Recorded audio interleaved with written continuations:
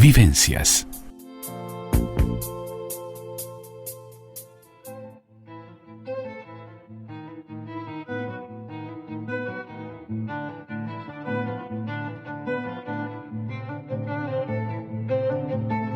Mano a mano y sin diván.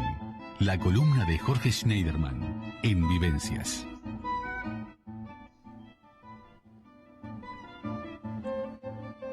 Ya estamos con Mano a Mano y Sin Diván, la columna del psicólogo Jorge Schneiderman aquí en Vivencias para analizar qué está sucediendo en Uruguay a un año del primer caso de COVID-19, para poner sobre la mesa el día a día y qué ha sucedido y sobre todo las consecuencias psicosociales y las consecuencias psicoafectivas de esta pandemia. Muy buenas tardes, Jorge, muy bienvenido. Muchísimas gracias, Andrea, el gusto de siempre. Bueno, sí, realmente estamos ya a un año, ¿no? Sí. Ya ha transcurrido un año de la detección del primer caso de COVID-19 en nuestro país. Y bueno, vale la pena, entendimos, realizar un diagnóstico situacional y a partir del mismo, bueno, en fin, entender cuáles fueron los factores desencadenantes de la compleja situación en la que hoy nos hallamos, ¿verdad, Andrea? Claro, sobre todo analizar, porque si bien cuando hacemos el análisis que se hace de la pandemia, viste, Jorge, que se habla, ni que hablar de las personas fallecidas, del número de infectados, que esto es lo más palpable y visible diariamente a través de las noticias, pero lo que no es tan palpable y lo que no es tan visible y que lo analizamos desde tu columna de martes a martes es lo psicosocial, lo psicoafectivo, que también es producto de todo esto que está sucediendo, ¿no? Claro, y hay un feedback permanente entre las cifras, los guarismos que nos brindan las autoridades sanitarias.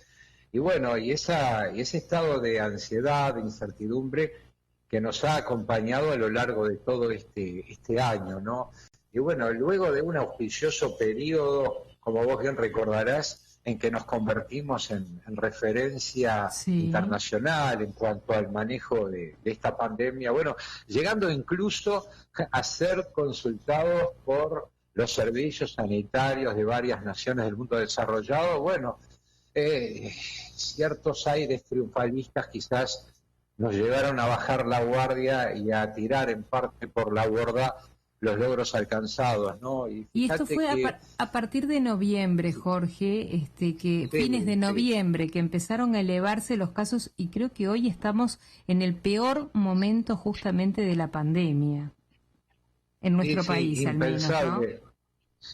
Sí, fíjate que ni el más pesimista podría pensar de que ahora estuviésemos manejando todas estas cifras, ¿no? Porque desde que se declaró la emergencia sanitaria aquel fatídico viernes 13 de marzo de 2020, bueno, se realizaron desde aquel momento, Andrea, hasta ahora 1.551.115 test, bueno, que dieron como resultado la suma de 72.862 casos positivos, de los cuales 61.609 por suerte se hayan recuperado, ¿no? Claro. Y en función de los datos proporcionados ayer lunes justamente por las autoridades ministeriales, bueno, fueron efectuados 10.257 hisopados que permitieron diagnosticar nada más ni nada menos que 1.182 nuevos casos, de los cuales 612 se registraron en Montevideo, ¿no? Y bueno, y en cuanto a los fallecidos, ¿qué podemos decir?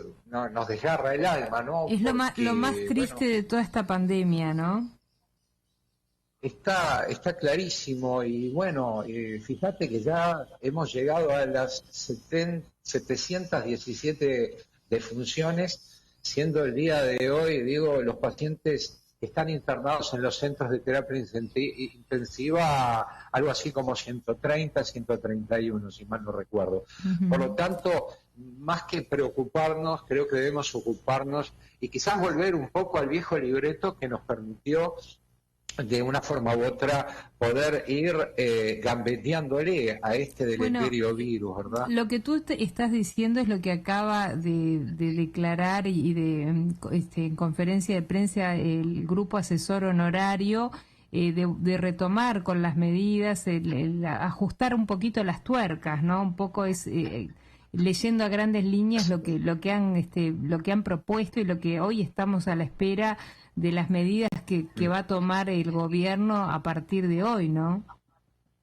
Exactamente, yo creo que parafraseando mismo a las autoridades gubernamentales que hablaban de mover las perillas, yo creo que justamente, y concuerdo contigo, hay que apretar un poco las tuercas. A veces los seres humanos somos hijos del rigor, ¿no? Y bueno, mirá, durante todo el año transcurrido, digamos, entre nuestros principales anhelos estaba la preparación, ¿no?, de las vacunas, y en tal sentido creo que debemos apelar a las mismas, más allá de las falencias o carencias que puedan tener, obviamente en virtud del poco tiempo de experimentación. Bueno, debemos apelar a ellas, pero sin olvidar que por un tiempo prolongado, y bueno, de acuerdo a lo que plantean las autoridades sanitarias especializadas, por el resto del año será así, bueno, deberemos ceñirnos a las consabidas medidas precautorias, vale decir, el uso de tapaboca, el distanciamiento social y, por supuesto, adecuadas medidas de higiene, ¿no? Ahora, y creo que hemos llegado... Sí, un poco... Te escucho, Andrea. Que un poco también analizando a lo que hemos llegado, que era lo que ibas a decir, Jorge, analizar todo lo que estuvo detrás de esta pandemia, que es muy larga, con pérdidas de contactos, con pérdidas de trabajo, con miedo, con desestabilidad, cosas muy negativas, pero también no me gustaría solo ponerte sobre la mesa lo negativo. Contigo hemos analizado cosas muy positivas, como el reencuentro con la familia, o más tiempo para charlar o meditar ciertas actitudes. Creo que también ha tenido algo positivo que no tenemos que dejar de valorarlo. O sea, te pongo lo negativo y también lo positivo sobre la mesa para que tú analices, Jorge.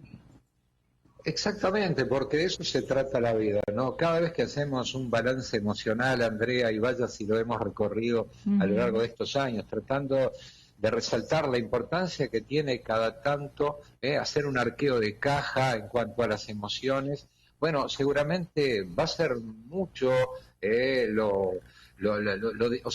lo difícil que resultó sobrellevar todos esos tiempos de tanta incertidumbre, de tanto desasosiego. Va a ser muy difícil cargarlo sobre nuestros hombros, pero de todas maneras creo que concomitantemente hemos aprendido a resignificar aspectos de la vida que los teníamos un tanto relegados justamente por esa falta de justipreciación de lo que eran aspectos tan simples, tan cotidianos como la familia, como el poder regalarnos tiempo al aire libre, como poder reencontrarnos con nuestros amigos, con nuestros afectos, de poder proyectarnos sin el temor de que alguna valla cualquiera sanitaria nos impida de repente seguir dándole forma y sentido a nuestros sueños, viajar, etcétera, etcétera. Evidentemente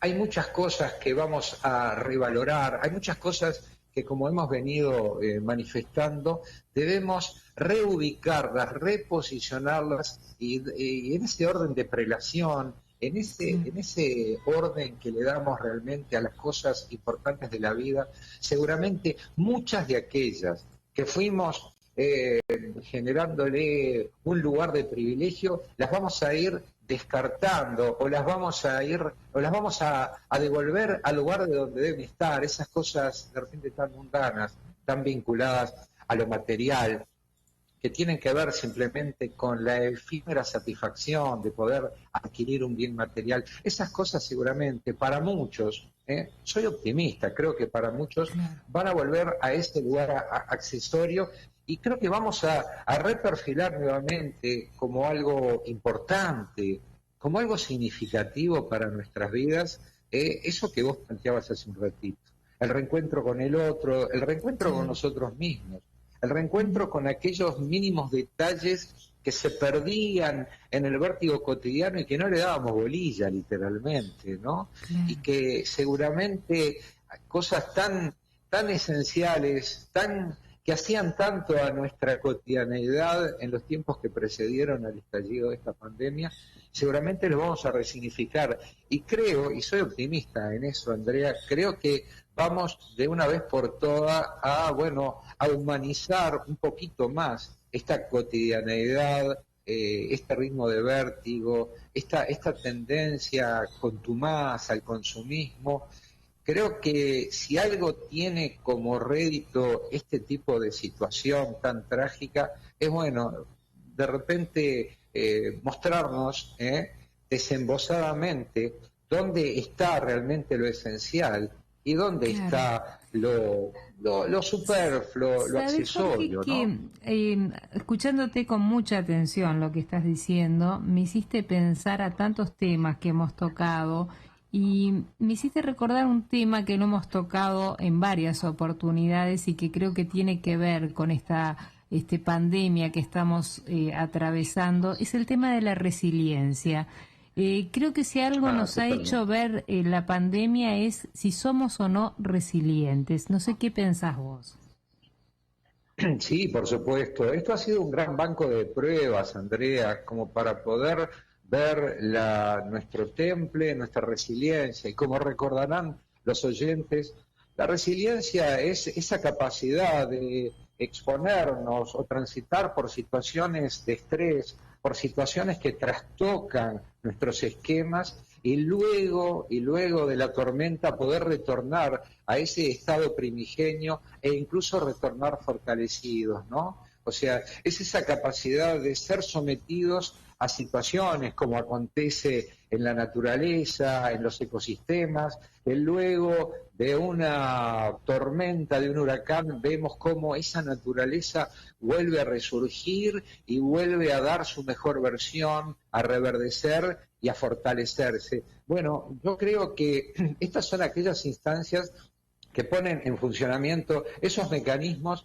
que vamos construyendo a lo largo de la vida, ¿no? La resiliencia no es algo que es una prerrogativa de algunos individuos o de algunos colectivos. No hay personas o colectivos más resilientes que otros, sino que eso lo vamos adquiriendo. Es como la empatía, ¿te acordás cuando hablamos, no? La empatía es algo que se va forjando en la fragua de la experiencia y que está sumamente determinado por los caminos por los cuales transitamos, por nuestra educación.